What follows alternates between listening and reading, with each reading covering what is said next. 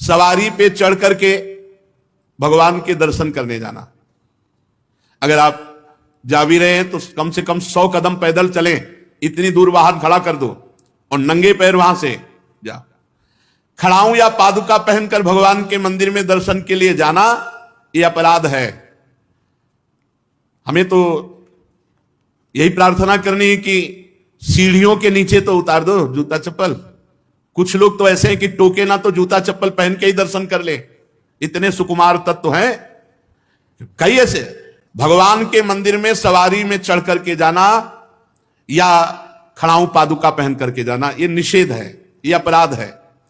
दूसरा, रथ यात्रा, जन्माष्टमी, राधाष्टमी,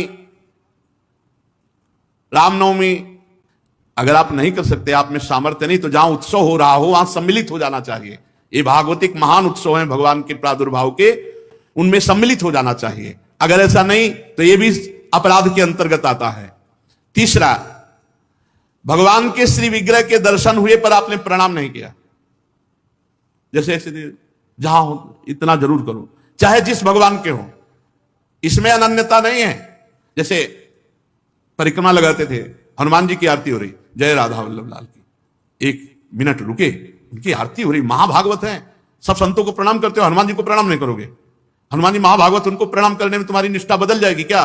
जय राधा वल्लभ लाल की आरती हो रही, उसी में दर्शन, मेरे प्रभु इस रूप में विराजमान। जो भी देवालय, जो भी मंदिर, अगर हमारी दृष्टि में गए तो ऐसे प्रणाम, उनसे बढ़कर थोड़ी हो। सब में हमारे ही प्रभु, सर्वान वस्तुतया निरीक्ष परम स्वाराध्य बुद्धिर्मम। प्रभु के श्री मूर्ति के दर्शन करके प्रणाम न करना या जूठे मुंह अपवित्र अवस्था में प्रभु के दर्शन करने जाना। पवित्रता अगर नहीं रहेगी ना तो बुद्धि भ्रष्ट होती रहेगी, पक्का समझ लो। पवित्रता की बहुत जरूरत है। आजकल प्रायः पवित्रता का ज्ञान नहीं रखते हैं। अशुचि अवस्था में दर्शन करना। अगला, एक हाथ से प्रणाम करना भगवान को। जैसे श्री विग्रह भगवान का है, भगवान और संतों गुरुजनों के सामने तो ऐसे, हमको तो ऐसे ऐसे ठीक है। ये राजकीय विभाग में चलता है, भगवत विभाग में ऐसे चलता है। कर जोड़ करके भगवान को, गुरुदेव को, संतों को ऐसे हाथ जोड़कर, एक हाथ से भगवान को ऐसे नहीं किया जाता, प्रभु को ऐसे नहीं किया जाता। प्रभु के श्री विग्रह के सामने एक हाथ से प्रणाम करना या गुरु जी को, इतने सत्संग नहीं ना, तो प्राय आजकल के बच्चे प्रियता में दाहिने हाथ में मोबाइल होता है और बाएं हाथ से ऐसे करते हैं। रोज हमें होता है, हमें रोज होता है। और बाएं हाथ से जानते हो किसको किया जाता है? शत्रु को।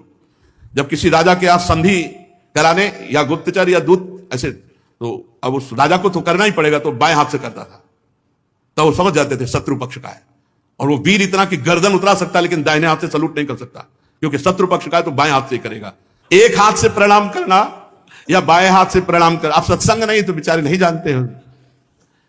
राधा राधा नहीं बोलेंगे, राधा राधा बोलो, तुम्हारी वाणी पवित्र, तुम्हारा जीवन पवित्र। हमें बहुत सुख मिलता है जब कोई रास्ते में जैसे राधा राधा तो हम खड़े हो जाते हैं। राधा राधा राधा, आपका भी मंगल, हमारे कानों का भी मंगल, और हमारा हृदय गर्व में भरता है, मेरी महारानी जी का नाम लिया जा रहा है।